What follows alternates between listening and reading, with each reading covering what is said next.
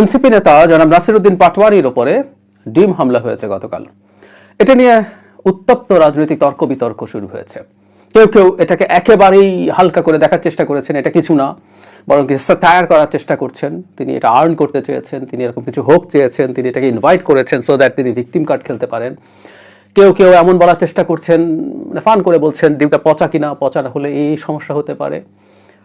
ব্যাপারটা কি খুব হালকা নাকি আবার খুব ভারী, কিভাবে দেখবো? এবং খুব গুরুত্বপূর্ণ আমার কাছে বরং মনে হয়েছে এই ঘটনার পরে জনাব নাহিদ ইসলাম যে প্রতিক্রিয়া জানিয়েছেন, সেই প্রতিক্রিয়াটা সম্পর্কে একটু বলা দরকার।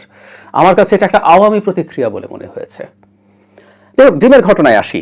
ডিম মারাকে গ্লোবালি খুব বড় সন্ত্রাসী কাজ বলে দেখা হয় না।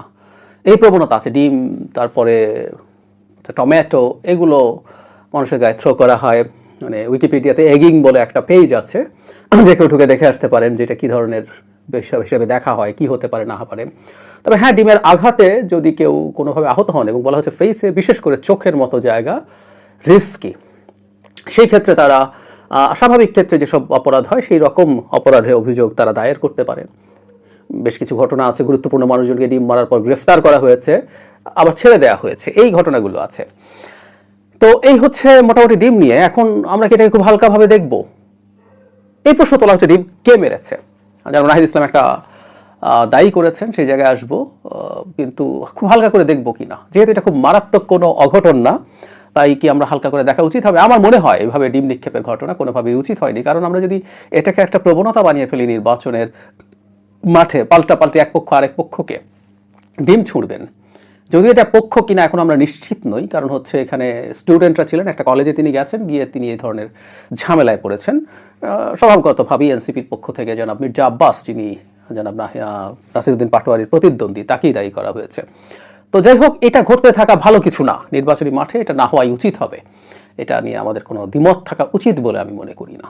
কিন্তু এরপরে যেটা দাঁড়ালো, সেখানে জনাব নাহিদ ইসলাম যা বলেছেন সেটা খুবই সিগনিফিক্যান্ট। তার আগে আরেকটা কথা মনে হয় বলে রাখা দরকার, সেটা হলো কেউ কেউ এটা খারাপভাবে দেখতে পারে। একটা টকশোতে এটা বলার পর এনসিপির একজন নেত্রী খুবই কঠোরভাবে এটা সমালোচনা করছিলেন যে আমি চেয়েছি হাদি বানিয়ে ফেলা হোক নাসিরউদ্দিন পাটোয়ারিকে। না, ব্যাপারটা তা না।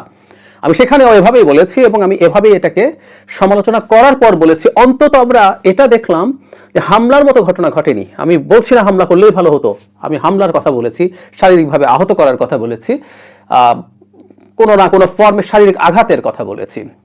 সেটার তুলনায় এটা আমি উন্নতি হিসেবে দেখতে চাই। একটা রাষ্ট্রের গণতান্ত্রিক ব্যবস্থা এভাবেই এগিয়ে যায়, যারাই করুক, এটা স্টুডেন্ট করুক। তর্কের খাতিরে বলছি, যদি মির্জা আব্বাসের কোনো একটা কর্মীদের দল করে থাকে, এই ঘটনাটা এভাবে আমরা দেখবো যে খুব ভায়োলেন্ট কিছু হয়নি, এটা একটা পজিটিভ সাইড। ওই অর্থে আবারও বলছি, এটাকে আমি কোনোভাবে সমর্থন করছি না।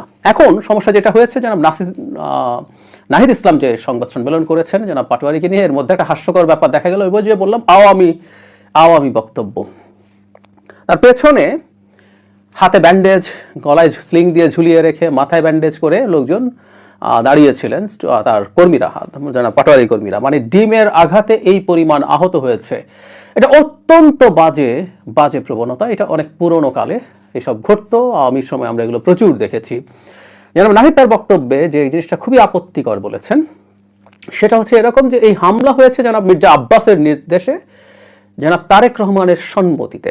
আমাকে কেউ যদি জিজ্ঞেস করেন যে এটার সাথে কি বিএনপি জড়িত আছে, বিএনপির কোনো গ্রুপ, আমি তর্কের খাতিরে এটা ধরে নিলাম, কিন্তু এটার সাথে মির্জা আব্বাস নির্দেশ দিয়ে কাজটা করিয়েছেন আমি সেটা মনে করি না।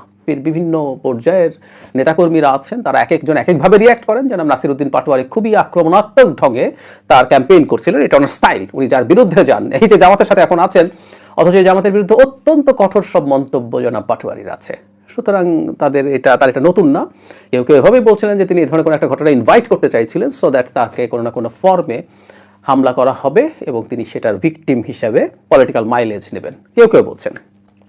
কিন্তু মির্জা আব্বাস নির্দেশ দিয়ে এটা করিয়েছেন, এটা মনে করার কোনো কারণ নাই। তার চাইতে ভয়ঙ্কর কথা, জনাব তারেক রহমানের সম্মতিতে। তার মানে মির্জা আব্বাস এটা করছেন, এটা তারেক রহমান জানেন, বা বিভিন্ন কনস্টিটিউয়েন্সিতে এগুলো হবে, এগুলো সম্মতি দিয়ে রেখেছেন জনাব তারেক রহমান।